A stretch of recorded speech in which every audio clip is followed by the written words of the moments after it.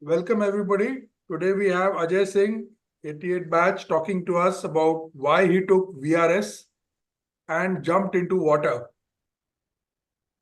In the railway environment, water supply is a subject of civil engineering, but water conservation, I think, is everybody's business. Ajay was involved in the revolutionary project of fitting of bio toilets on Indian Railways. I think in the last decade, I think that has been the one biggest revolutionary project that the railways has completed. And today we have a situation where not only the environment of the railways has improved, but with the fitting of bio toilets, it is even the railway safety and the track maintenance, which has significantly improved with the fitment of bio toilets. So today we will listen to Ajay Singh tell us about how he uh, delved into the field of water conservation and environment. So Ajay, please take over. Very good morning to everybody, all the Sams present here. I think you have taken time off on a Sunday. Thanks a lot for that.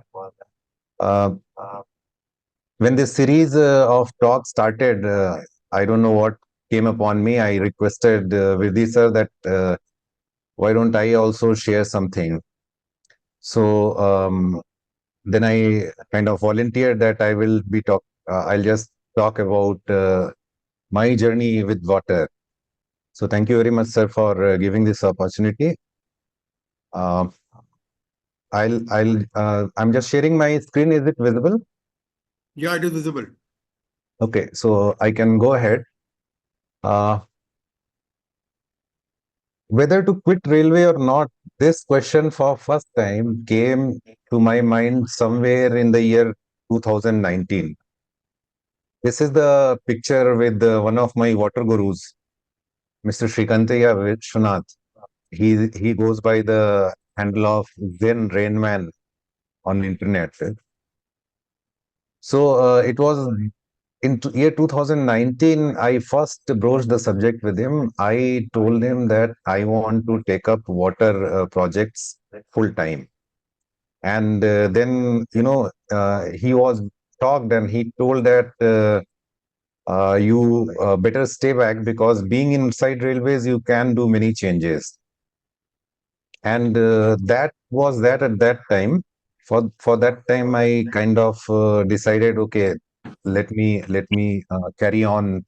And luckily, I had an assignment which gave me lots of leeway to play around with different water projects. Actually, this thought kind of finally precipitated last year. This is June 28th. We decided to take a long journey. It was my birthday, and we decided to celebrate in a different manner. We took a long road trip all the way from Bangalore to Hospet to Bijapur to Kalburgi. And this is myself and my better half Mona and our little guinea pig Bongo. So three of us took this long journey, and it was a wonderful drive. All along, we went to Hospet, Hampi, and Gulbarga. And actually, Mona also had a concert in Gulbarga. So we had this concert there.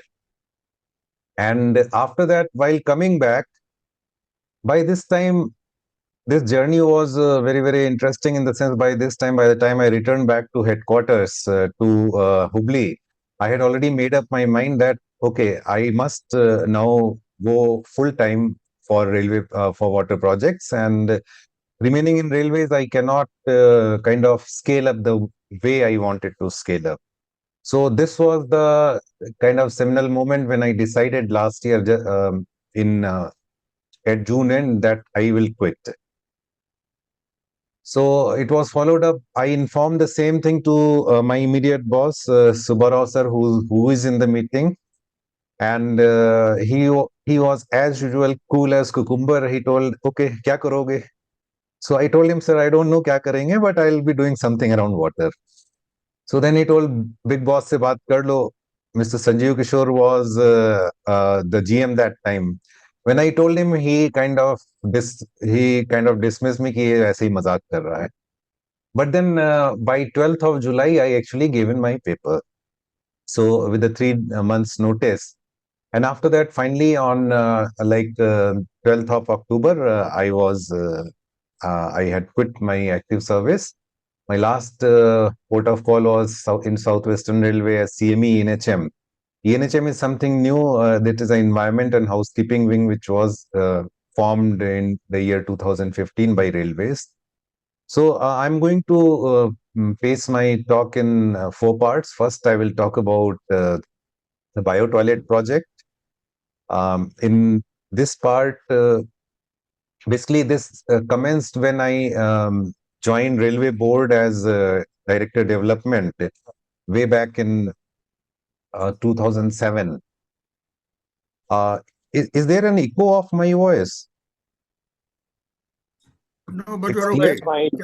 We can understand you. No, sir. Okay. Okay, thank you. So, 2000, I think Smriti is there. Smriti was also in IRMI, and of course, Jail Singh sir was in IRMI. So, I finished my IRMI stint of 3.5 years in 2007 and moved on to Railway Board. That's when I joined Development Cell as Director Development, and we had a plethora of projects going on. Mostly they were kind of new technology induction, but we were also doing something like, leasing of rolling stock, exports, and other things also we were handling. Out of this, the Green Toilets project, which was already on when I joined in 2007, became a pivot for me as far as my trajectory is concerned. I don't know how many of you recognize this person. Anybody recognizes him?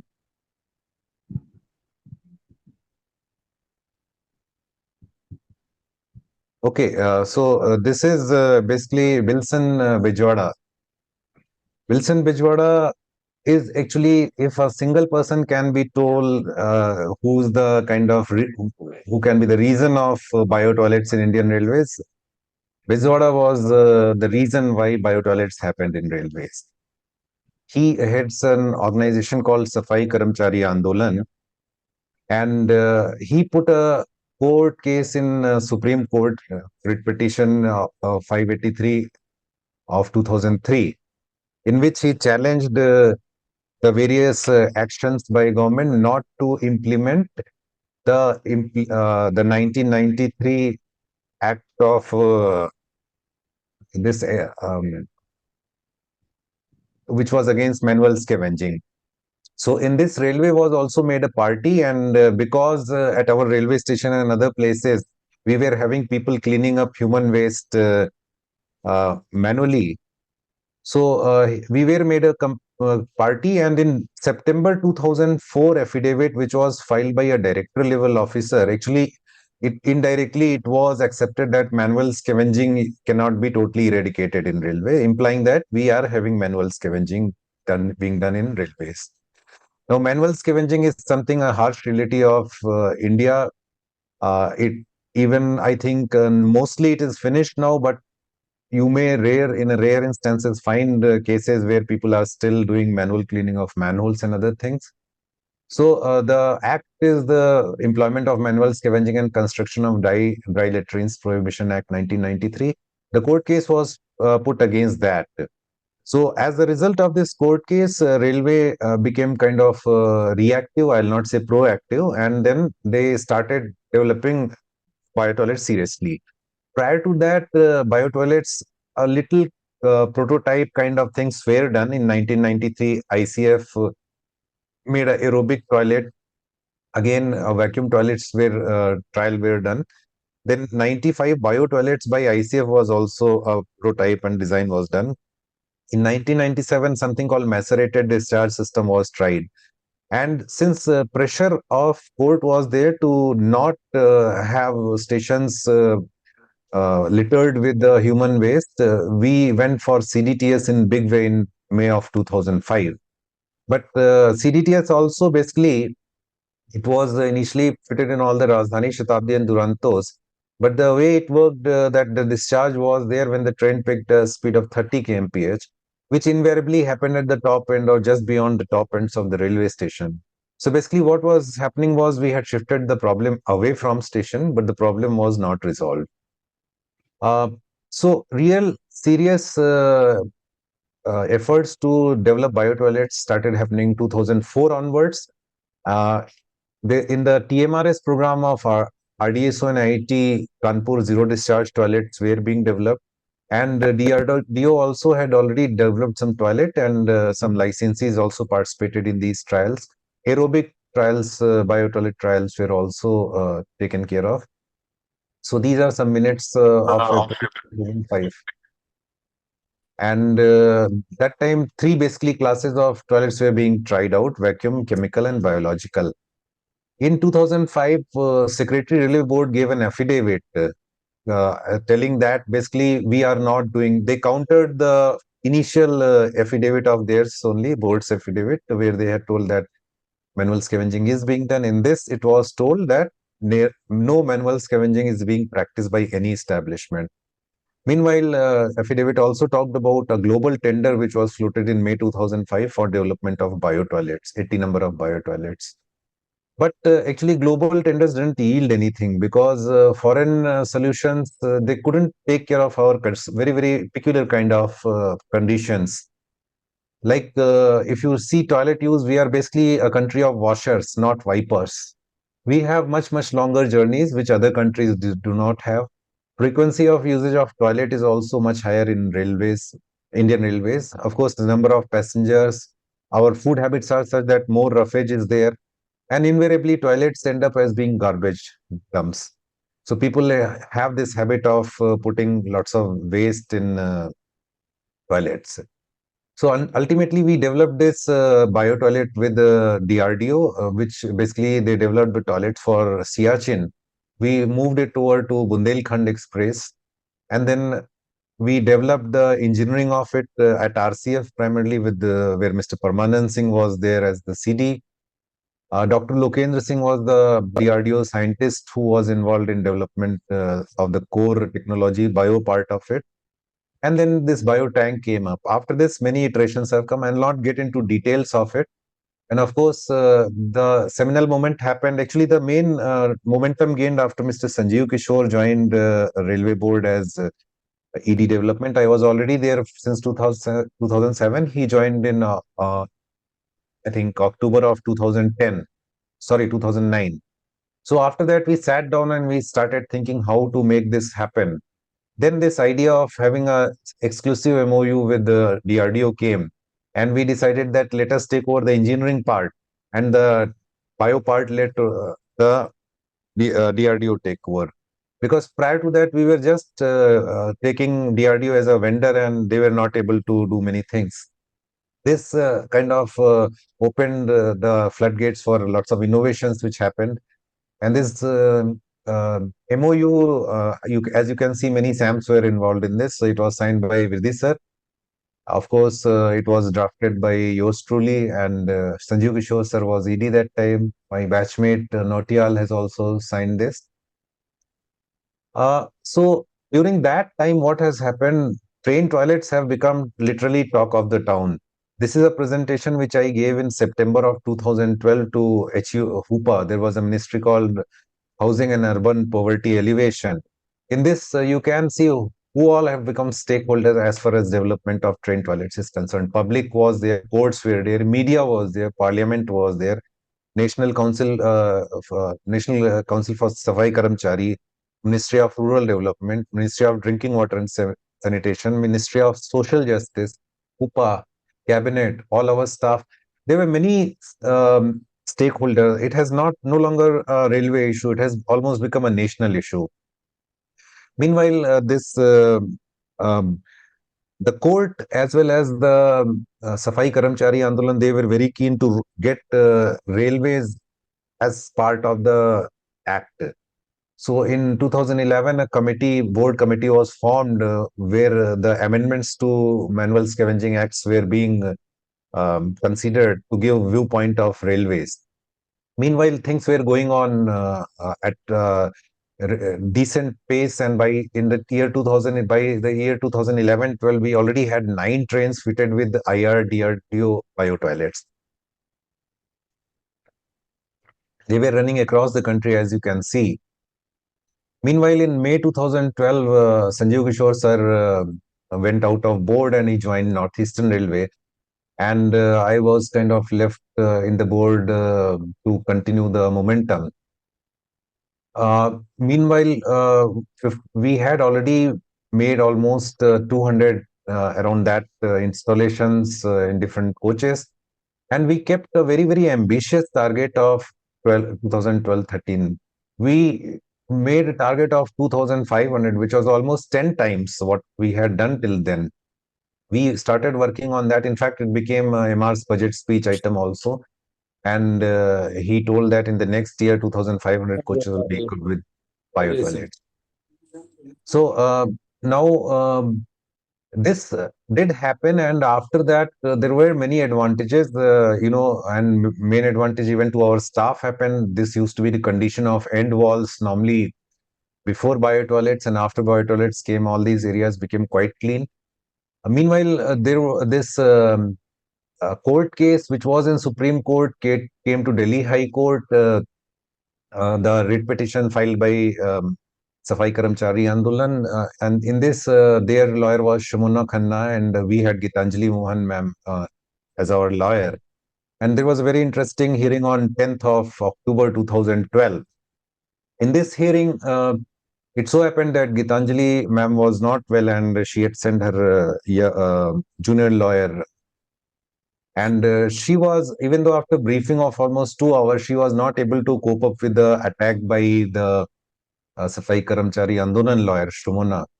So actually, I asked her her name is Mansi. I asked Mansi, please ask the bench. It was a Chief Justice bench of High Court. Chief Justice Endlaw and Justice Murugan, 2-member bench was there. I requested Mansi that you request the bench, I will address them. What was happening was when railways told that we are going to put bio toilets, and then this problem of manual scavenging of the human waste cleaning by people manually will be gone. So when we gave a projection of that we will be able to do this only by 2021-22, Shamuna, the opposition lawyer, she started challenging that, and she told that this means that the railways is not serious about it at all. They just want to give some date. So our lawyer tried to explain, but she was not able to. So I asked her that you kindly ask the bench to allow me to address the bench. So she asked, and surprisingly for me, the Chief Justice agreed. And I explained to him why we cannot accelerate it more. I told him that basically we are going implementation. We are doing implementation of 100% for all the new coaches, but old coaches we cannot do, because old coaches, it has to be fitted in under frame. And I explained the technicalities, and I was surprised that within 4 to 5 minutes, the court agreed to our stand. In fact, in between, Shomona tried to interject me, but CJ put her down. He told that he very calmly asked her, "Are you an expert?" She told no. Then he told, "You are not an expert. I am not an expert. He is an expert. Allow him to speak." So after that, I finished my explaining within next 3-4 minutes. And at the end of it, Justice just told that you give an affidavit for that. So that's how we kind of saved bio toilets out of this court case. And after that, on 19th of November 2012, I affidavit to this effect that that by 21-22, we are going to install complete, all coaches will have bio toilet. And I feel really proud that I was part of that core team which made it happen. By 21-22, actually all coaches, ICF as well as LHP, we converted to bio toilets. So during this time, I was also interacting with UPA ministry also, as well as Ministry of Drinking Water and Sanitation. I used to attend meetings with Mr. Jairam Ramesh. At that time, they were trying to develop toilets for rural areas. And DRDO, Dr. Lokendra Singh used to come, and I used to go from railways. He was very keen, and he was questioning Saraswati Prasad, who was the JS MODWS, that why we are not able to do when Railways is able to do, which is much difficult. In fact, he went along with us to see the toilet at the New Delhi station also. We did help them, but in a rural kind of scenario and the way the center and states work, it's I realize it's very difficult to implement toilets. So of course we were chugging ahead, and the rural areas were having they were lagging behind, and now they are kind of caught up with installation of toilets. This is one news article which came in Tehelka. This is January of 2013. So by that time, this news has, the toilets of railways has become almost a national news, and we were being uh, labeled as the biggest open toilet in the world. So ultimately, we set up a system for vendor development. Lots of things gone into it, and we had a dashboard of what was the, and this is the dashboard status on 19th of July 2013 when I left board. So I had requested the then that sir, I should hang around till 2000 toilets are installed. Otherwise, there is a chance somebody might come and try to roll back this thing. So I got two extensions in railway board after around 6 years of being there. I just moved on to railway. So that's the story about the bio toilets. So then I was, transferred to Northern Railway. And meanwhile, this amendment to 1993 Act of Manual Scavenging, it was totally replaced with a totally new a Manual Scavenging and Rehabilitation Act of 2013. And this came in September 2013. And in this, actually, railway was made a party. Railway is specifically mentioned, and it is told that railway has to ensure that there is nothing close to manual scavenging is done in on Indian Railways premises. So moving on to Northern Railway, I was first deputy headquarter. I got busy with lots of other things, especially steam heritage and other things. And somewhere in 2014 February, I moved on to as senior DME coordination Delhi. That was the time when I got a phone call one day from my another of my batchmate Vinay Srivastava, who was the director in coaching directorate then. He told somebody called Supan Joshi wants to meet you. He's a journalist. So I spent quite some time with Sopan trying to understand. He was actually writing basically on interplay of water and sanitation. He was working at that time with Gandhi Shanti Pratishthan, and I had lots of chat about bio toilets with him, and learned quite other aspects of sanitation. I had become interested in sanitation because of course, being having worked with on bio toilet. But then again, I worked along with the Ministry of Drinking Water and Sanitation also. So he ultimately turned out to be one of my initial water gurus. And because of him, I met Mr. Anupam Mishra. He was also in Gandhi Shanti Pratishthan. He's a Gandhian. He was a Gandhian. He's no longer there. And he has worked a lot in Rajasthan for almost 20-25 years. He has written some very seminal books, Aaj Bhi Khare Hai Talab and Rajasthan Ki Rajat Boonde, Saaf Mathe Ka Samaj. So I had the fortune of sitting with him for hours and, just chatting with him about water and sanitation. Then in 2014 itself, when I was in academia, I was invited by government of Karnataka for a workshop on technology options for decentralized wastewater management. And I gave a talk on bio toilets, what was the Indian Railways experience. Because as far as bio toilets are concerned, they are the ultimate decentralized wastewater management, unlike STPs and other things, which are quite big and need lots of investment in terms of money and space. So that was the journey about the bio toilets. Then in October of 2014, I had to move out from Senior DME Coordination Delhi position. I went as Senior DME Shakur Basti. So actually, when I look back, this is the place where I kind of first time got attracted towards water. This is a DMU maintenance shed, and outside this maintenance shed, once I was walking, I clicked this picture on the left. I saw water gushing out from this down pipe after a rain. And that time is the first time which I recall when I thought, why not why not make a small lake inside Shakur Basti shed and harness this water and use it for at least cleaning of locomotives and other things. But then I kind of, the thought came and I did not do much about it. Meanwhile, another thing happened. I tried to explore where this water is going once, the rainwater comes into campus. So this is the shed, Shakur Basti shed. And when I looked out, I found that all water along with lots of effluent is going out, and it was pretty bad. This is another aspect of water. It just works like a circulatory system. So it cleans all the muck. सारे पाप धो देता है हमारे. So this is the side of the Shakur Basti shed, and when I explored there, I found all the whole area was inundated with so much of water flown out of shed, which is having lots of oil and other things. The whole area was as big as the shed itself was having this kind of contamination. Then during this time only, I had a meeting with Mr. Manoj Sinha, who was the Minister for State for Railways at that time. And this meeting, while I was waiting for him, he that time he was a MP from Ghazipur in UP. I had a chance of interacting with some people, some youngsters who had come from his village. And that was a kind of pivotal moment for me because I used to wonder what is the interplay of water and sanitation. I was more into sanitation at that time. So I asked one of his person who has come to meet me, a youngster, perhaps just 26, 27 years old.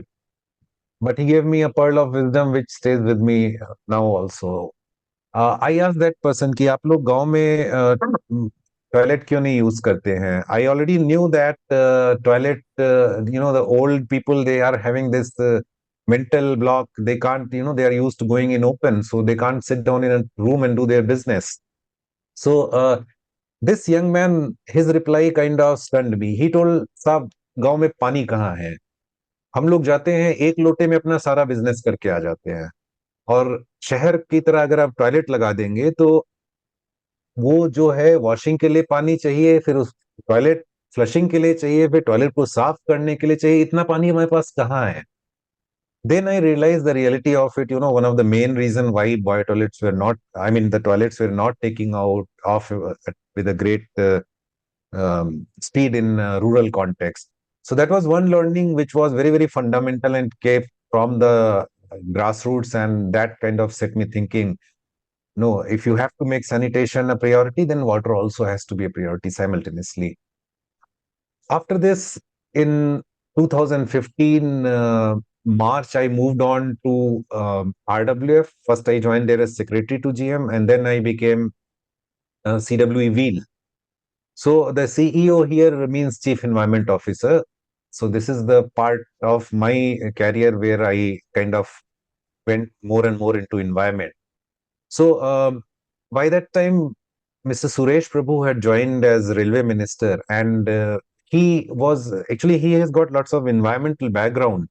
He was Prime Minister's G20 Environment Sherpa also on COPS meet. So when he joined railways, one of the important things what he did was he set up an environment cell for railways. And he mandated, after an initial trial with Northern and two other railways, that all the railways should have a chief environment officer, and they should have a environment and housekeeping cell, or rather wing.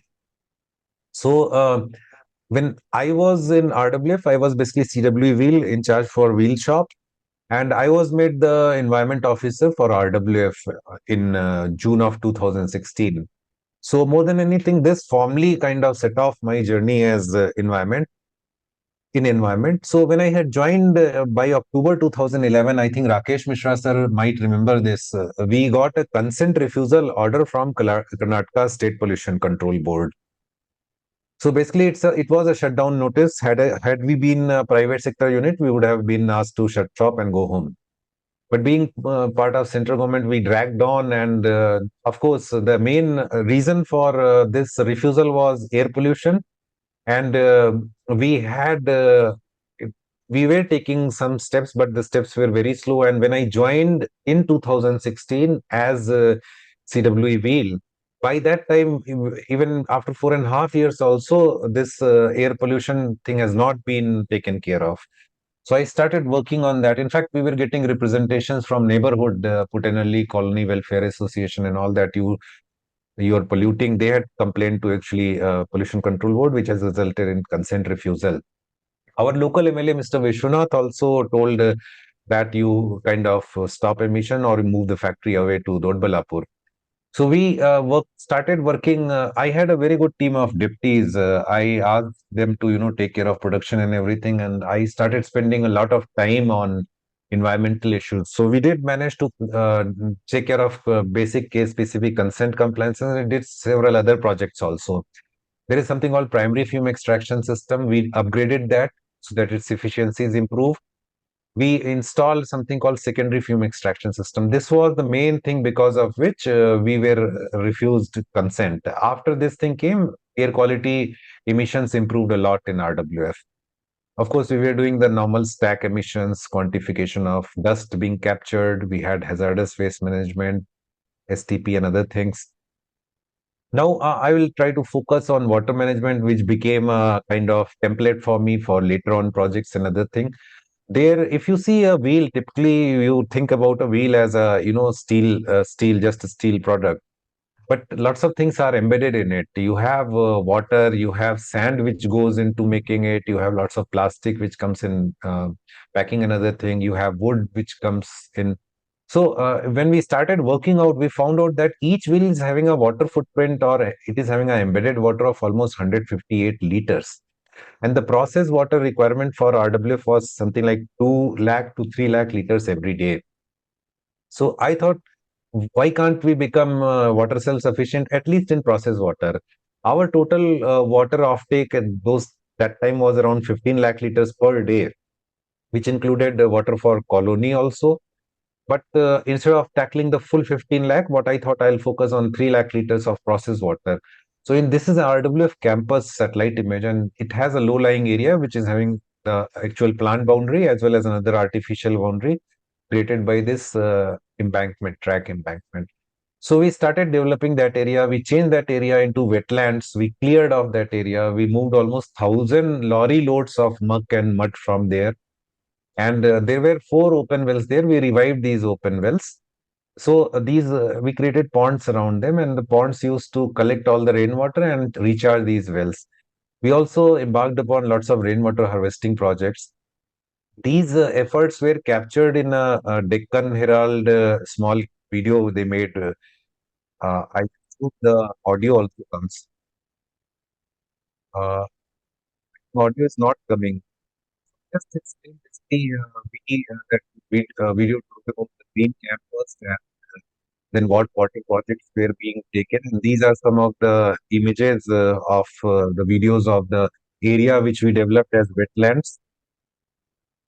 And the wetlands we developed, and we developed some channels and other things to channelize the water. And the 4 wells inside were revived, which started yielding water through and through. We started getting more than almost 1.5 lakh liters of water from these wells itself. So I luckily I had this dumper and Poclane machine with me in wheel shop. So we started deploying them every week for one day for this some kind of a mechanized shramdan. We used to go and find out where to make new ponds and other things, where to clean up, and we kept on developing our wells. This is one of the well you can see, and this is the area around the well after rains. It used to hold water and then recharge those wells. We augmented the pumping also from the wells so that the water extraction can improve. That resulted in us becoming water self-sufficient. I thought that in 2017 we started this project in June. It will take us a year, but it so happened that within 3 to 4 months we became water self-sufficient there. And these were the 4 open wells which were revived. They were having names: Kandaswamy, Damodar, Itko well, and Somashekara well. And basically, these are some of the ponds what we developed. You can see pond being developed there with the Poclane and dumper. And we had to create water paths for water to flow into these ponds. So we were having basically two catchment areas, one axle shop, one wheel shop. So both these catchment area, the stormwater drains and all, we diverted towards these ponds. We also had this problem of fume extraction tunnel getting seepage and getting choked because of that. So we put a sacrificial well there, and we just put a R2 pumping arrangement there, because of which water was coming out to the cooling water system. We used to take out cooling this water and put it in cooling water system. So this itself was generating almost 20,000 liters of water every day. Then I designed and created something, rainwater mega harvester. This was based on my experience with bio toilets. So this is a huge vessel. It is basically almost as big as a XUV 700. So all the 6 down pipes from rooftop we brought in here, and here we had a filtration cum sedimentation system, and the rainwater used to overflow and directly flow into the cooling water system. So we put 4 of these, which used to yield almost 1 lakh liter of water for every rain. This is another structure, next stage of rainwater harvesting we did. We saw that surface runoff was quite high. These are the drain along with the road, and they used to carry almost 1 lakh liters of water during the rain, every rain. So we stopped it here. We put a boundary wall here, and then we made it divert the water to this sedimentation cum filtration bed, which I designed and made. If water enters from this side, it gets self cleans itself, and last sand bed is there. Through that, it will go, and it will go to the underground reservoirs of the pump house, which were part of the cooling water system. So you can see this is the normal what BWSSB we used to get for the plant.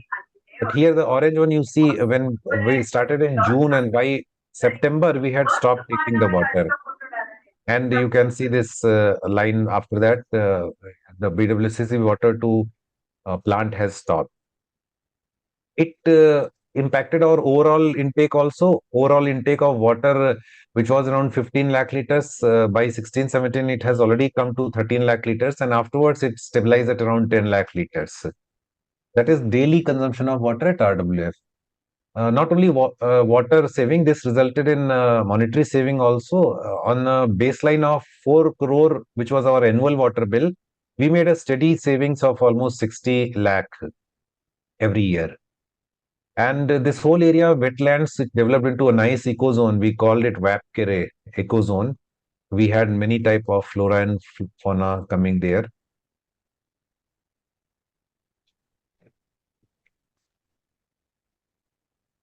We started getting lots of birds, even migratory birds, and we had a resident population of peacocks, which increased to more than a dozen. In fact, after came out and went to Southwestern Railway, one day I got some frantic calls, and people told me that a leopard has also come there. So it became a ecozone in a really true sense. Our efforts got covered by in media also. Bangalore Mirror, Hindu, Sudha is a Kannada magazine, Indian Express, Deccan Herald. Of course, we got the recognition. The first environment shield of railways, which was set up, was given to RWF, and we got some awards from state government also. How it all started, actually, the reason for this was, this is a place in Bangalore called Kogilu Cross. People who are in Bangalore will know this. So I left Bangalore in 2004. That time I was again deputy CME in RWF itself, and that time this place was a water body. So between 2004 to 2015, when I came back to join RWF, I saw this place is getting filled up. And when I started looking, lots of water bodies which were there earlier in Bangalore, they were all getting filled up, and real estate was being developed. So this also kind of triggered a thought in my mind, okay, I cannot do anything outside. Why can't I make a small lake inside RWF itself? That's how I started making these small lakes or wetlands, whatever you may call it, inside. And of course, I was further motivated by Shiv Kumar. He's also one of my water gurus. He's in ISC, and since inception, almost for 20, 25 years, he never had a water connection. He and his wife Suma, they devised rainwater collection mechanisms, and throughout the year, they survived only on rainwater. So this was actually one of the triggers which told me, if he can do for his house, why can't I do? Why can't I be water self-sufficient? When I started looking at the total 15 lakh liters. Then I narrowed it down to factory requirement of 3 lakh liters, and we did become self-sufficient in that. In fact, afterwards, we started having excess water. So we started routing that water to different uses like gardening and flushing and other things. So, as I told, this is my one of my first water gurus, Mr. Vishwanath. Then I had opportunity to interact with several other people in the field. This is Brian Arbogas, the gentleman here. He's from Bill Gates Foundation. I had a meeting with him. There's another of my friends, Tanzin, water friends. By the way, Brian Arbogast is also the kind of he was a team which made Microsoft Access. He was earlier with Microsoft, then he went to Gates Foundation. I was getting invitation from other places also for my water projects and other things. I got an invite from Bihar government for their Shatabdi Samaroh of Gandhiji's Champaran Satyagraha. But of course, I was not allowed to go. My GM told, "Kahan jaoge Bihar, Bihar mein."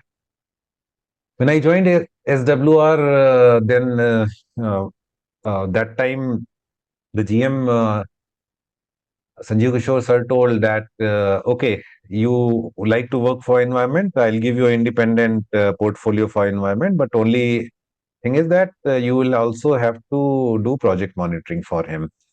So that's how I kind of got into ENHM almost full time there. There we took lots of overall environmental things. We worked a lot on solid waste management, especially at stations. Then water, I already had a soft corner for water, so I kept working. This is a golf course in Hubli. Made up a program for making it totally self-sufficient in water. In fact, that time it was using borewell water from 5 borewells for this uh, golf colony as well as the golf course as well as the colony in neighborhood. So during 2.5 years I was there, this project did not take off because of lack of participation in tenders and all. But I'm so happy now the project is on and it is being project is going on. Here also, basically, what we are developing along with the T's, we are trying to develop water bodies. So they will have a dual purpose. They will be like a hazard also, as well as they will act in recharge of the pond, golf course. And then I have plans for making open wells there also, so that we can extract water from open wells and not basically over exploit the confined aquifer, which is through which from which we take water through bore wells. Of course, our efforts, it resulted in we getting the first Swachhta Pakhwada award. This is the shield what we got, and later we got the second environment shield. I mean, that was my second environment shield, but SWR got an environment shield. Um, by that time, actually, I had already left. I had taken VRS, and but 2nd of February of this year, when I went to see Sanjeev sir, because that month he was retiring also, and I had to attend a function at Deshpande Foundation. So he was nice enough to call the full mechanical team and have a photo with the shield, both the shields, the second Swachhta Pakhwada shield as well as the environment shield. So that's it. How I went on now post VRS. I'm quite busy the moment. In fact, I told Mani sir that I'm taking VRS. So he told VRS, okay, what are you going to do? I told him, sir, I'll do projects around water. So he, in a typical Sudhanshu Manish manner, he told water. Then same day he sent this nice couplet by Bashir Badr. अगर फुर्सत मिले पानी की तहरीरों को पढ़ लेना, हर एक दरिया हजारों साल का अफसाना लिखता है. So that kind of set tone for me for my water journey. And immediately after that, I had the opportunity to have lots of interaction at Deshpande Foundation. These people are doing some tremendous amount of work. Deshpande Foundation, Deshpande Startups, Deshpande Skilling.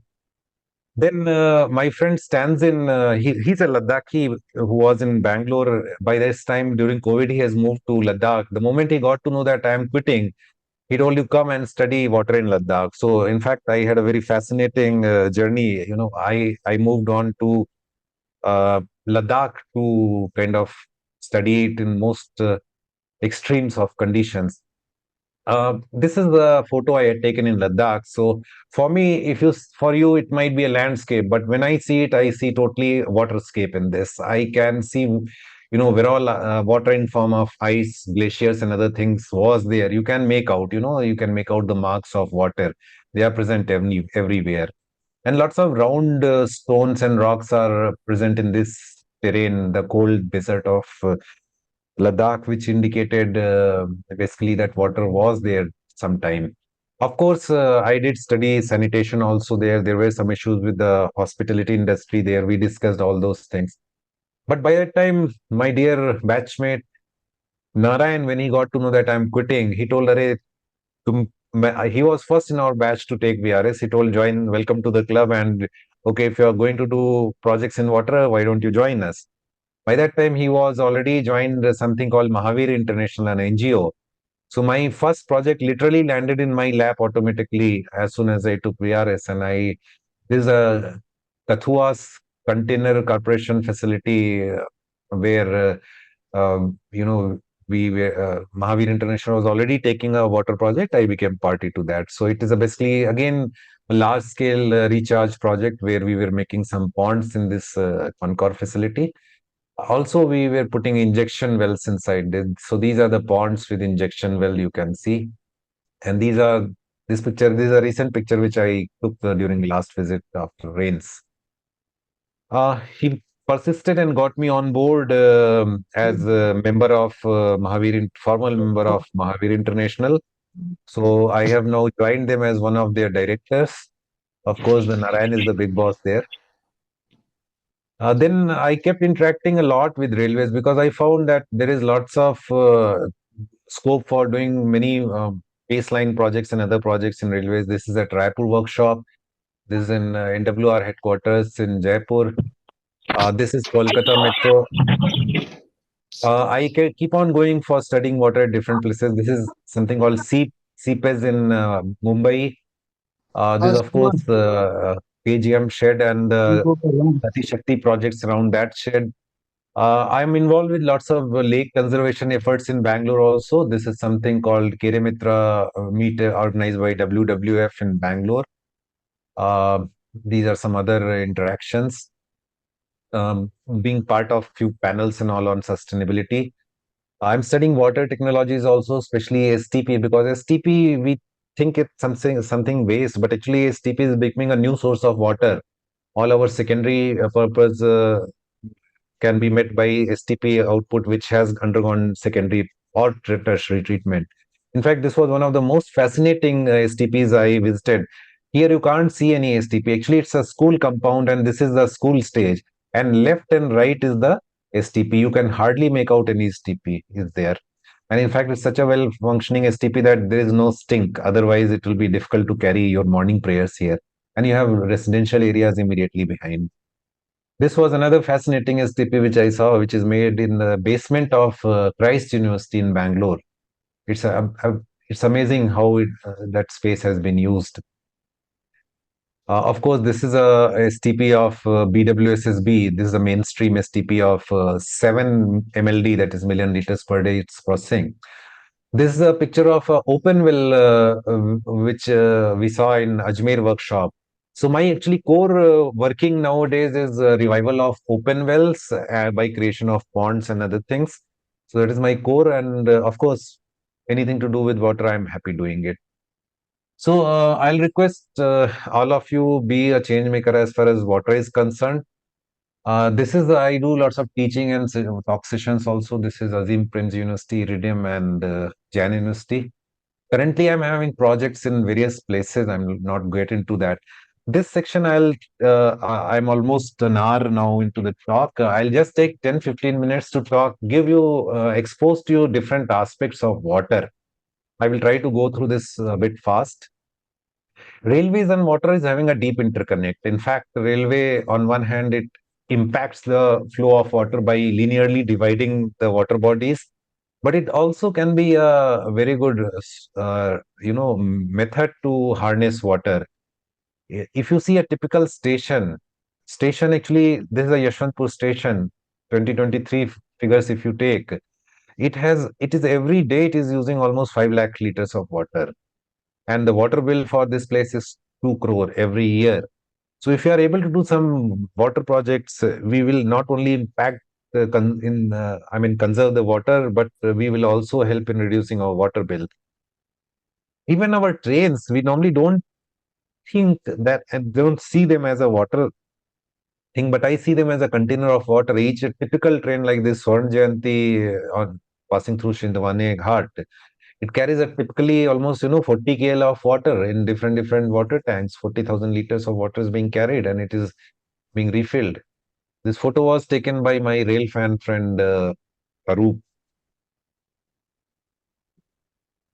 A station like Yashwantpur, if you see, normally this station is having so much catchment area. It's not only the station. Here is the station, but if you see the coaching depot, maintenance yard, and everything, it's a huge catchment area, and it's available for rainwater harvesting. We have done some good projects in Bangalore area. So not only consumer, we can turn to be producers of water. You can see some water opportunities. I'll just explore, take you around with. This is a Sir M. Visheshwaraya terminal station. There we have implemented in Southwestern Railway some very important water projects. If you see from the top, actually, these are beautiful surfaces on which rainwater can be collected. All our station, this station platform shelters, they are wonderful structures to actually capture some very clean water. So, not only this, even a typical station, small wayside station like this, it's a great recharge structure because of the nature of structure of the track and the ballast and the embankment and I mean the formation. You have a readily available porous area in which water which is falling, which will seep inside. So we are automatically by design, we are kind of recharging. Even a yards and all water recharge happens. Of course, tracks, a typical track like this, it is automatically recharging. So in this is what we did in M. Visheshwaraya terminal. We took platform 6, 7, 900 square meter of full area we took, and there is a wonderful front canopy area of 600 square meter. We took it, we put piping and all, and we have a filtration system. We directly take this rainwater. Then we put some 19 numbers of injection borewell, which increases the groundwater level. Not only here in this Baipanalli MEMU car shed, also we again have rooftop rainwater harvesting. So, and plus we have a STP also here. So this station is almost water positive. I'm saying almost because we have not done proper metering here. So I'm not able to make a very kind of confident claim, but I feel that we are. If not, then we further have more platform shelters which we can exploit. These are some drawings of that. This that from Banaswadi car shed. You can see the arrangement what we have. The waterfall first comes into silt trap. It gets cleaned and goes to the jack well. Then it goes to sand filter. Then it is directly injected in our main GLR. We created some ponds also there in Banaswadi car shed. This is one of the pond. Actually, there was a a stagnation problem. So we just converted, diverted, and the track was getting kind of submerged in water. So we, along with the track, we created this pond and diverted all the water there. That solved the problem of track submergence also. Of course, normal recharge pits we can make. Is another pond. And another good water conservation effort which is there is the car washing plant. This also results in lots of saving of water. STPs is something which in railways we have to pay attention. In fact, not only railways, outside also most of the STPs are not working properly. I have seen many city STP and all that, they are not. But nowadays new thrust is there and on STP working. Trees, normally we talk about tree plantation, but I see trees in an entirely different perspective. For me, a tree is the most beautiful recharge mechanism of nature. What happens? The recharge is impacted mainly by the runoff. Happens when the surface is kind of concretized or tarred. But tree, what happens when the tree is there? Rain, when it falls on it, it kills the velocity of the tree. The kinetic energy is lost, And all the water which is there in the canopy, actually, it kind of gets channelized through the branches and the trunks to the ground. Whatever falls on the ground also, because of the leaves which are scattered there, it holds the water. So it helps. The any tree plantation is also a water recharge project. You can say that it helps in aids in recharge of the groundwater. Uh, Water, whatever is there on Earth, is basically all ancient water. It was formed around 4.6 billion years ago, along with the formation of the universe. Water is having a special effect on us. It brings some kind of calmness. It has all the religion is having. I'll not get into the technical part of the groundwater and other things. Our food is having actually a big water footprint. 18% of world population is in India, and only 4% of fresh water is there. Out of that fresh water, 78% is used in agriculture. Normally, we see yield of uh, crops, but it is time that we start taking how much water goes per cubic meter of yield. Our food is also having lots of water footprint. In fact, non-veg is having the highest footprint, mutton, the hamburger, and the veggies can be happy because the vegetarian food footprint is very less. All our activities from morning to breakfast to lunch to dinner to cleaning up, or even our energy footprint is also having a water footprint. Interplay between energy and water is very interesting. Energy is having water footprint as well as water is having energy footprint. Nowadays in West especially, from wastewater they have started to even get back heat. So water is not only having other components, it is having a thermal component also. Now in West they have started recovering heat from the sewage to heat their houses. We can do many things. Institutional level, we can do many things. We can at least start talking about water. Simple things like meetings, you don't use minimum water you use. I have shown you all these things. Tree plantation helps in water conservation.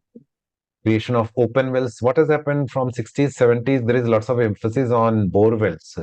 Bore wells normally they go to the confined aquifer and they kind of take out the water which is non-replenishable, in the sense it recharges very slow.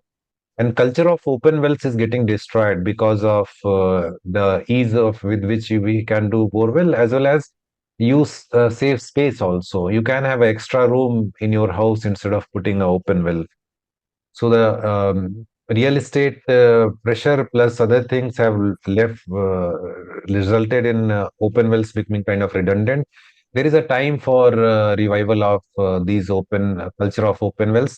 In fact, PK Mishra sir, who's the GM at MCF now, he's a historian of railways. So once he told कि अजय, पहले जितने भी station के estimate होते थे उसमें कुएं का एस्टिमेट बिल्ट इन होता था. Maybe we have to get back to old ways, because as railways we have lots of land and land is not an issue, so we should get back to the culture of open wells. In community there are many things which can be done. I'll not get into details for rainwater recharge as well as consumption point. We should not waste these bottled water, especially because it's the most expensive water in terms of resource utilization. So we should avoid this and simply use canned water. It's very important that we discuss water with the younger generations, because they are the people who are going to kind of save the earth. We are the generation who is kind of spoiled. Individual level also, if you see our water consumption, Indian standard is 135 liters per day. Most of it is used for secondary purpose like washing and other things.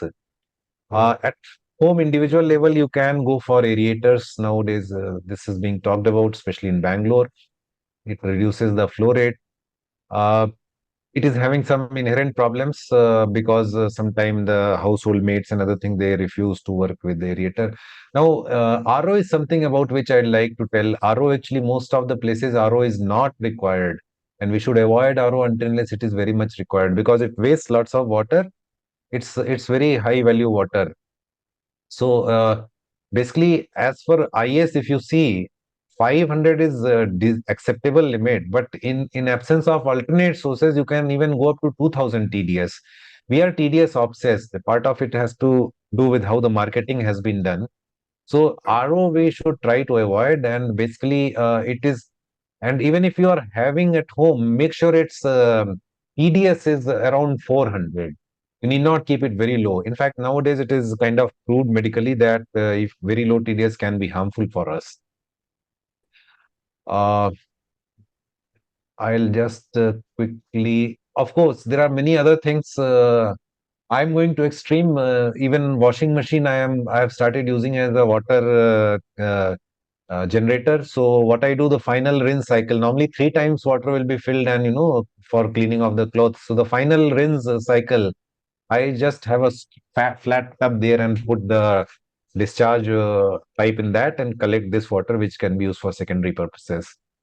Now, detergents and all excess use of detergent is causing lots of water problems. This is a drain in Bangalore, and somewhat our cleaning obsession also has to do with that. We do excess amount of cleaning, even excess amount of detergent and other. In fact, this is 2011 picture of Kalindi Kunj I had taken, um, and I was shocked to see the amount of the foam happening in Yamuna. This is the Kalindi Kunj barrage, and unfortunately same water is being used for swimming and other purpose by kids who were there.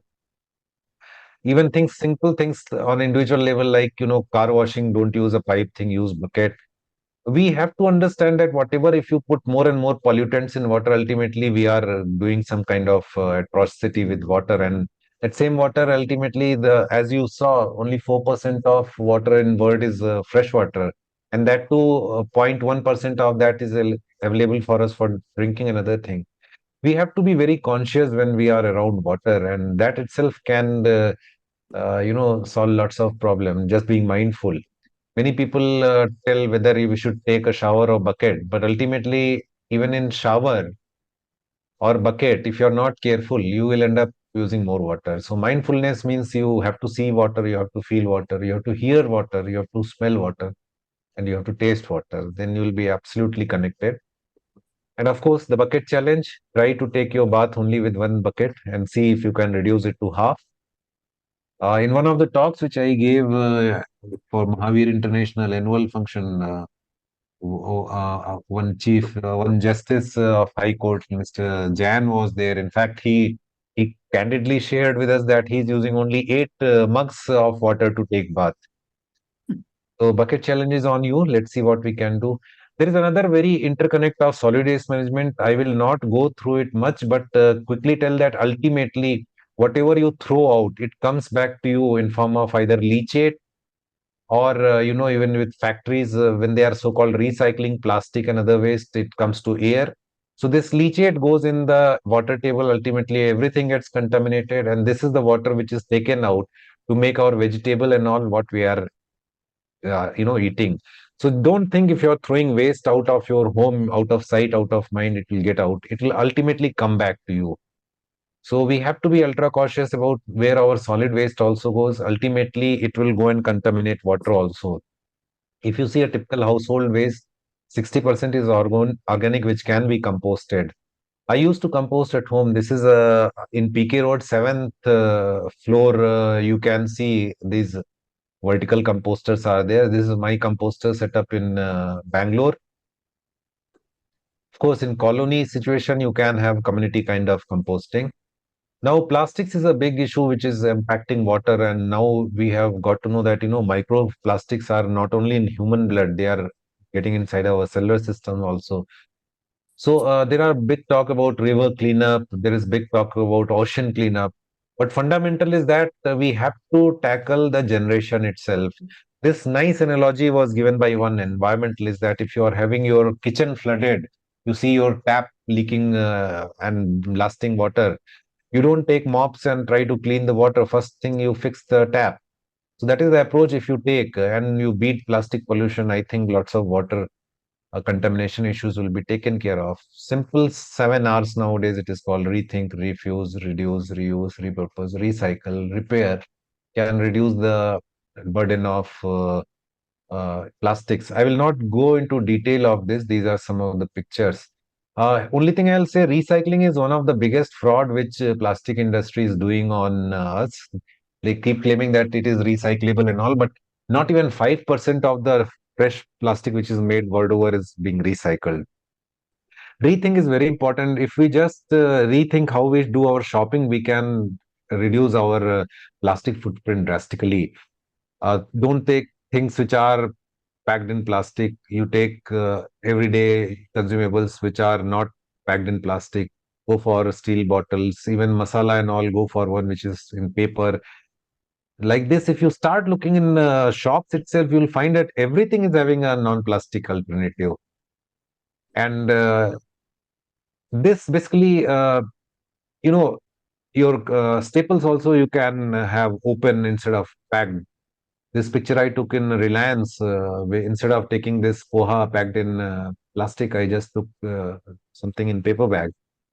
I found out in Bangalore, luckily nearby in Yalanka only, a new mill has set up from where you can even get your oil without packaging. So we take, this is not our bottle, we just take a container, steel container, and get our oils also. So in fact, we have reduced our uh, plastic output so much that it has become less than 1/10 of what used to be. Our kitchen has also started reflecting this. Even things like shaving and all, you can go back to the old way. Um, See, the shop people, they say buy more, save more, bigger the saving, bigger the happiness. All this is basically to fatten somebody's pockets. Not they are not environment friendly at all. One thing is you have to reduce your consumption also unnecessary. This is my environment friendly take. This is my watch collection. I've stopped having quartz watch. Mostly all these are automatic or mechanical watch. So there are no cells also. Many times you just refuse in a shop when you go. If alternate is there, don't take the plastic packing. Uh, Reduce. This is one thing I want to talk about. Many times we are shown I mean, we are prompted to do excess consumption like this. Toothpaste ad is there. Why there is need for such a big paste to be taken? Just a pea size will do. Similarly, why you should have such big ketchup or jam and all? So much you should have. You can reduce your consumption. As if consumption will give you happiness. So these kind of ads are coming. Throw away your 1 year old phone and take another one that will make you happy. All these kind of things, na, buy two get one free, offer, free, sale, bargain, deal, percentage of all these kind of things. When you see, you please and try to understand what will be the environmental impact of this unnecessary purchases. There is another thing in last I would like to tell, that we should also not waste food. Make a habit that you don't leave anything in your thali once you are done, because this all food waste as it is criminal, but more than that, it has an environmental impact also. It leads to mixed waste which goes into landfills and generate lots of methane. And methane, as you know, is the it causes more damage than the carbon. We can go for repair and other things. So I'll just finish with these final words. There's a small clipping by Carl Sagan. I think the audio is not playing, so I'll just skip perhaps that. Let me see if audio plays. I think audio is not playing. This is a very famous clipping. It's called Pale Blue Dot. You search on YouTube, you'll get it. It's a very profound narrative by Carl Sagan. So with this, I finish. This is a picture I took of the biggest open well, which was in RWF factory. In fact, it was having two rails on top of it, on which pipe is pumping arrangement was fitted. So one day I decided to, when the well was full, one day morning when I was there, the sunrise was there. I tried to climb on those rails, and I captured this sunrise morning in the well. So with this, I finish. Of course, you know my contact numbers. Thank you very much, sir, DL sir and Virdi sir, for giving this opportunity. I hope it has not become an overdose. Thank you very much, Ajay. Fascinating talk. I was most surprised to see my own signature on one of those documents which you put up. And Yeah, then I had I've been to I thinking had to how, dug through my archives, sir, board archives. yeah, I was quite surprised. And then I had to think back and I realized that yes, I was senior ED DRDO. Yeah, sir. Yeah. Then it occurred to me, yes, I'm a part of this part of this biotoilet project. But Yes, very much, sir. definitely, I think I see your contribution to the fantastic project, which has had great implications. One of the most consequential projects of Indian Railways, I would say. And you've done a fantastic job. Thank And you, sir. your journey thereafter to Bangalore and its environment and how you took care of the water supply and air pollution over there is also fascinating. So I Thank you, wish sir. you all the very best in your endeavors. And it has been a wonderful talk. Thank you very much. And And it's thanks open for to questions if everybody. anybody has any questions. Yeah, let me thank everybody who has joined in on this Sunday morning. I see Devashish Ray, sir. He's also one of my nature gurus, sir. Whenever I get stuck up, then my SOS calls are to him, whether it's a rescue of a baby chick, a bird, or it's something else, or which trees to grow where. Sir, बताइए, sir. A wonderful talk, and it was very, very enlightening. And I learned a lot from what you said. Thank you, And sir. it's given me ideas about what is to be done to a condominium. And Definitely, sir. I'm going to talk to you later separately, because I think condominium. I live in Gurgaon, and the condominiums, we have an STP, we have water harvesting and all, but nothing seems to be working. Sir. So I think it was very, very enlightening, and what a journey you've gone through. Congratulations. Thank you. Thank you, sir. Ajay, let me हाँ, let me share my views on this. It's a very thank, great talk you delivered, and I must commend you for everything that you have done and the courage and conviction. And I just want to ask you, what is the most abiding memory you have since you have left railways? perhaps visit to the seeps, your area, and and finding a nice well there and a huge pond. Yeah, that there's a lake inside Seeps. I was development commissioner Seeps for 10 months before I moved on. Yeah, So, yeah. So so that was a pleasant shock for me inside this hustling and bustling city of Bombay. It was like a oasis. yeah, that's right. And Ajay, one more question. Do you do anything with the villages? Any grassroots activities where the villagers, that because that is where the large part of our country resides. So do you have any connection with the way villagers are doing things, and whether water is a agenda for them apart from what you mentioned in your talk? Thank you. Yeah, I've got three projects which are related to villages. One is in Mathura, another is in a nearby village called Manasi here in Bangalore, and one project is on drawing board. It is in Rajasthan in a place called Bap, after between Jaisalmer and all. We can talk details about it separately, perhaps. Okay, thank you and best wishes as always. Mishra sir आप कुछ बोल रहे थे? Yeah, Ajay, can you hear me, Ajay? Yeah. Yes. In Bangalore MG colony, we had introduced a sewage purification kind of thing. Yeah, What happens STP is is there, that, sir. yeah, no, not the STP. It is a kind of a biological net Okay. in MG colony, Yes, sir. where the outflow drain is there. We Uh-huh. had fitted a kind of a net, a series of Yes. nets of, with the biological content in them, which used to purify water. I'm sure that blessed thing is still working. We had put it up in the year 2000 or so. But can you please check whether that is working? And it's a very, very instructive one. I'm doing a project in MG Colony also. I'm just exploring that because one focused area for me is the Bangalore urban, complete Bangalore urban. Wherever railway is there, what railway is doing, what is the water footprint, as well as what water initiatives we are doing. So I'm trying to compile that. I'll go next time when I go. I'll definitely have a look at that, sir. Yeah, it was so effective that the person who had put up that particular cleaning module, he Yes, said sir. that the clean water from the drain water to clean water will be Yes, so sir. clean that it is potable. And he said Oh. that, and he took a glass and he opened the tap from the outside and drank it up. I mean, Oh. This is something new to me, sir. In fact, He's problem taken with with the it. railways there is of discontinuity. Virdi sir has told me not to discuss any problems, but actually, what happens? These kind of good initiatives, that continuity is not there. So Do take a this, look. Maybe it is still functioning. Maybe I'll it's just still go there. and have a look. Definitely, sir. Thanks very much. It was a very nice talk. Thank you, sir. Thank you. Welcome, sir. Ajay, I have one comment Sir, and a suggestion. You see, I am fond of Bangalore also because I keep visiting the Art of Living ashram. yes, I'm an sir. ardent follower. So Ah, I sir. believe Art of Living is also doing a lot of things in this area. I don't know whether you have any opportunity to connect with them.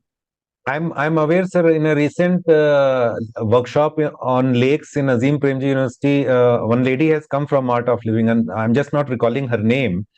And she was telling about what projects they are doing and what I interacted with her. Yes, but I've not gone to the campus, sir. Probably I can Okay. visit. Hani, you should go for some satsang. It's really good.